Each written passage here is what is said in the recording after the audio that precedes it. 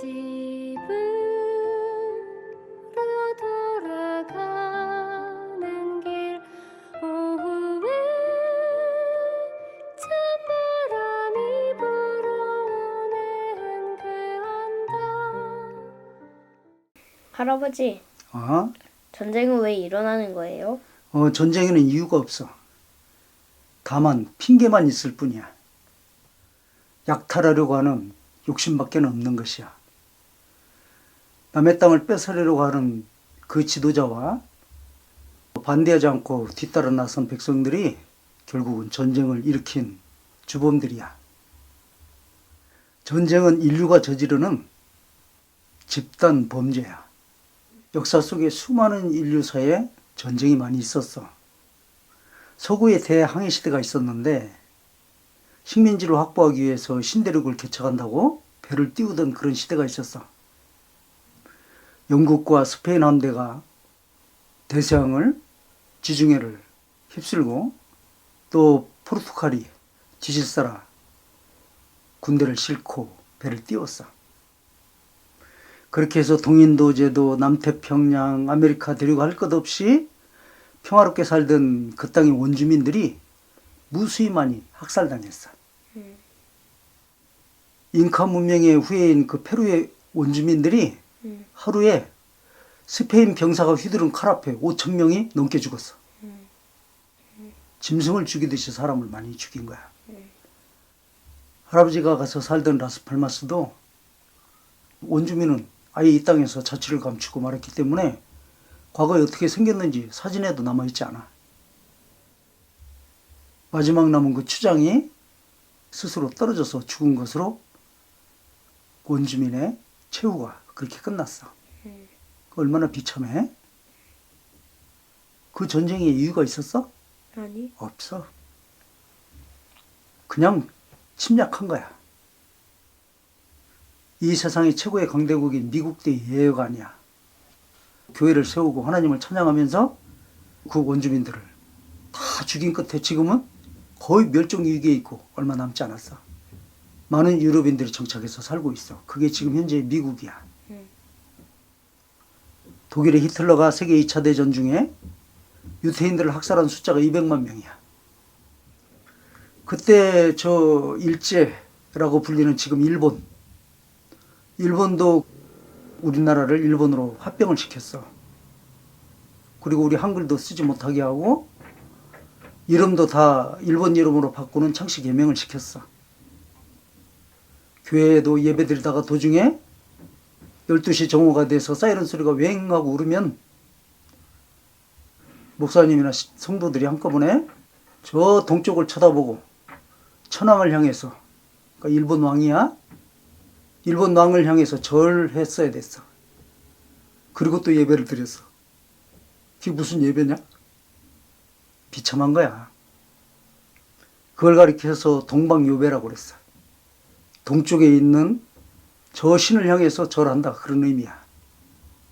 우리가 믿고 있는 하나님보다 일제 천황이 더 높았던 거야. 또 가미다나라고 하는 이동식 신사가 있었어. 우리가 일본 갔을 때 신사를 봤지? 작은 절들. 근데 이동식 신사를 각 교회마다 세워놓고 거기다가 절하게 했어. 그러니까 옛날에 우리 한국 교회는 하나님도 믿고 동시에 일본 귀신도 믿었어야 됐다는 거야. 또 우리 한국에 있는 목사님들은 어떻게 해서 생명을 유지했게? 일본 귀신 모르겠는데. 우리 한국의 목사님들을, 이 경기도권에 있는 목사님들은 다 한강으로 내려가고 저 경남권에 있는 목사님들은 부산 송도에 데려가서 거기서 일본 귀신의 이름으로 다시 세례를 줬어. 신도 침례라고 하는 것을 거행을 하고 목사님들이 다 자필 서명을 해서 일본 총독부에다가 제출을 했어. 거기에는 무슨 내용이 써 있었냐면 하나님보다 일본의 천주 대신이 더 높다. 거기에 다 그렇다고 자필 서명을 해서 조선 총독부에다가 올리는 사건이 있었어. 할아버지가 이런 말 할 때 연조가 마음이 어때? 슬퍼. 그때 당시에도 이래서는 안 된다고 생각한 의식이 있는 많은 교회들은 교회 문을 아예 닫아버렸어. 연조 생각은 어때? 그래도 포기하지 않고 있어야 하지 않을까? 뚜껑은 열어보기 전에 모르는 거라잖아. 그럴 수 있지. 그래서 우리가 해방된 후에 우리 한국에 있는 교회들이 많이 흩어졌어. 그 일본의 신사 앞에 고개를 숙이지 않은 죄로 감옥에 끌려가고 죽고 많은 목사님들이 그랬거든. 그때 살아남은 목사님들이 나오셔서 너희들은 회개하라. 그리고 바깥에 있는 목사님들한테 얘기했을 때 그 목사님들도 같은 소리를 했어. 당신들만 고생한 게 아니라 바깥에 있는 우리도 고생했어. 그렇지만 정말 마음으로 회개해야 된다. 양심으로 회개했으면 됐지. 서로 맞서다가 한국 교단이 분리돼서 지금도 보면은 믿지 않는 분들이 많이 그렇게 얘기를 해. 우리 한국에는 장로교회가 왜 이렇게 교파가 많냐? 왜 많게 됐지? 다 뿔뿔이 흩어졌으니까. 그래, 서로 생각이 다르기 때문에 당신들과 함께 할 수 없다고 그래서 서로 등갈라진 거야. 가슴 아픈 얘기지? 이번에 일어난 러시아 우크라이나 침공도 마찬가지야. 우크라이나는 세계 빵공장이라고 불리는 넓은 곡창지대를 가지고 있어. 우리 남과 북을 합친 것에 거의 3배가 넘는 그 땅을 우크라이나가 가지고 있어. 아주 농사가 잘 되는 비옥한 땅이야. 과거에서부터 지금까지 많은 나라들이 농사가 잘 되니까 그 땅을 탐냈어.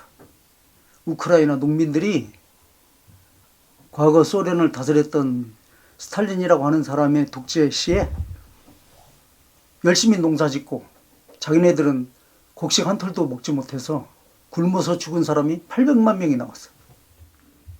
내년에 심을 종자 씨까지 다 훑어간 그 스탈린이 곡식을 팔아서 어마어마한 돈을 벌었어. 그런데 농사를 지은 정작 우크라이나 국민들은 배고파서 다 죽은 거야. 그러니까 지금 우크라이나 국민들이 그렇게 많이 포를 쏘아대는 러시아 사람들 앞에 항거하는 이유가 왜 그렇겠어? 당신들은 더 어려운 일도 극복해놨다? 그래. 과거로 돌아가고 싶지 않은 거야. 그 사람들한테 굴복하는 순간 이제 굶어 죽을 수도 있고 맞아 죽을 수도 있다는 걸 알기 때문에 그래. 전쟁은 이처럼 큰 비극을 초래해. 할아버지, 그럼 전쟁을 막을 방법은 없는 거예요? 전쟁을 막을 방법. 할아버지가 내 사랑하는 손자한테 가르쳐 줄 수 있는 것은 2가지야. 한 가지는 서로 대화가 있어야 된다는 거야. 가족끼리도 분쟁하지 않으려면 서로 상대방의 속을 알아야 되지. 그걸 아는 방법이 대화야. 대화가 단절되면 서로 등갈라지게 돼 있어. 국가 간에도 마찬가지야. 그래서 문화적인 교류가 있어야 되고 경제적인 교류가 있어야 되고 사회적인 교감이 있어야 돼. 그래서 상호 간의 대화가 끊이지 않아야 어떤 분쟁의 소지가 생길 때 서로 대화로 극복해 나갈 수가 있어. 근데 적싸움이면 반드시 그 결과는 무엇으로 나타나게 돼 있지? 싸움. 맞아. 전쟁으로 발발되는 것이야. 그리고 또 한 가지는 아무리 대화를 잘한다고 할지라도 내 자신이 착하게 산다 할지라도 전쟁을 막을 수가 없어. 왜 그럴까? 전쟁은 이미 일어난 거니까 힘이 있는 자가 약자를 지배해야 한다. 지배하려고 무작정 달려들기 때문에 그걸 막을 수가 없어.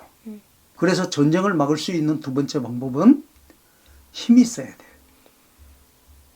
우리도 힘을 갖추지 않으면 아무리 많은 능숙한 대화를 시도한다 할지라도 전쟁을 막을 수가 없어. 그래서 힘이 없는 정의는 불의의 노예가 된다는 말이 있어. 할아버지, 그럼 이제 평화의 시대가 없는 거예요? 아마 그렇게 될 것 같아. 과거에는 냉전 시대가 있었고 전쟁이 없이 지금 지나가고 있는데 전 세계가 지금 군비 확장을 하지 않으면 안 되는 시대로 접어든 걸 보면은 많은 사람들이 3차 대전의 예고편을 지금 치르고 있다 그렇게 보고 있어. 오랫동안 우리가 불치병처럼 알아온 역사적인 병이 있어. 그것은 뭐냐면은 썩은 사대주의야. 힘 있는 나라의 굴복에서 무조건 빌고 살아. 근데 그 나라들이 우리에게 많은 도움을 주었을까? 아니. 아니야. 우리의 예쁜 처녀들을 몇천 명씩 끌고 가고 자기네들 노예로 부려먹고 또 우리에게서 나는 인삼이나 좋은 모피나 이런 것들을 다 가져가고 우리에게는 항상 자기네들 눈치 보고 살도록 했어. 말 안 들으면은 수시로 군대를 끌고 우리 땅을 침범하고 임금님으로 하여금 무릎 꿇게 만들었어. 그러니까 약소국의 서름을 더 이상은 겪어서는 안 돼. 그리고 또 당파 싸움이 유독 많은 파벌 경쟁이 심했던 나라가 우리나라야. 과거에는 저 함경도, 평안도, 전라도, 경상도 해서 사파전을 벌였었어. 남과 북이 갈라지고 난 다음에는 경상도와 전라도가 지금 맞붙고 있다가 이번엔 동서진영으로 또 나뉘었어. 이 당파적인 정론을 멈추지 않으면 언젠가는 우리나라가 망하게 돼 있어. 우리가 해결해야 될 숙제야. 유일하게 하나님이 허락하시는 싸움이 있어. 그게 뭔지 아니? 전쟁이야. 왜? 하나님이 허락하시지 않으면 전쟁은 일어나지 않는다고 성경이 기록해 있어. 지금 우크라이나 국민들이 하는 소리가 있어. 우리 후대들이 무언가라도 할 수 있게 하려면 우리가 싸워야 된다. 그렇게 얘기했어. 훌륭한 정신이지? 맞는 말이야. 책에 써 있지 않지만 그들이 보여주는 교과서도 같은 모습을 지금 현재 우리가 보고 있다고 생각하면 돼. 지금 연조는 아직 태어난 지 얼마 안 되기 때문에 우리 현실을 잘 모르고 있지? 유일한 지구상의 분단 국가가 대한민국이야. 그리고 과거에 전쟁을 일으켰던 전범들이 다 우리나라 주변에 에워싸우고 있어. 우리를 침략했던 일제가 바다 건너에 있고 또 과거 우리를 끊임없이 못살게 굴었던 중국이 바로 우리 코앞에 있어. 멀리 떨어져 있지만 그래도 늘 뒤에서 도사리고 있는 러시아가 있어. 온갖 힘의 패권을 다루고 있는 강대국이 우리 주변을 에워싸고 있어. 이것이 우리나라가 처하고 있는 현실이야. 이럴 때 우리가 당파 싸움에 몰입하거나 파벌 경쟁에 시달리면 우리의 장래는 어떻게 되겠어? 우리의 장래? 죽을 것 같은데. 죽을 것 같지? 망하는 것이야.